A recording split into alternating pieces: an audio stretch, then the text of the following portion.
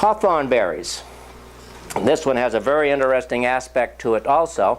But basically, just think heart. Anything that has to do with the heart, hawthorn berries is good. And I won't waste time because I'm running out of time. The part that we use is not the fruit. It is the leaf and the flower. That surprises people, just like the root surprised you or the top 2 or 3 inches surprised you. It's the leaf and the flower that is used. Anything to do with the heart, and that has been in herbal books way back into the 16th century. So it's very, very well broken down.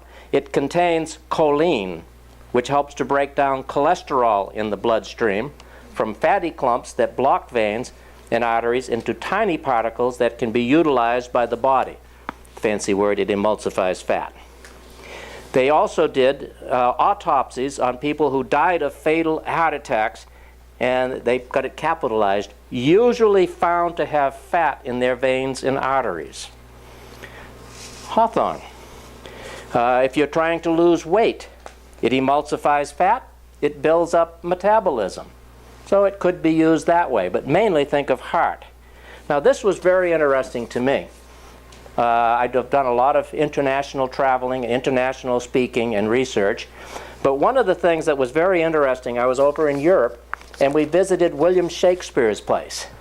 He was a pretty good author in his time, and when you visited his place, you went and he had this garden outside, and they had people who were out there to explain a lot about William.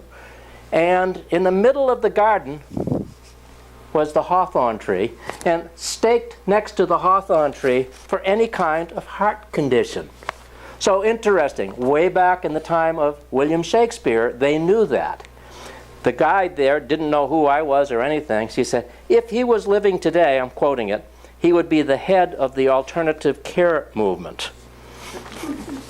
So it's quite interesting when you begin to see some of these things. You see the biblical history, you see the history of history in general.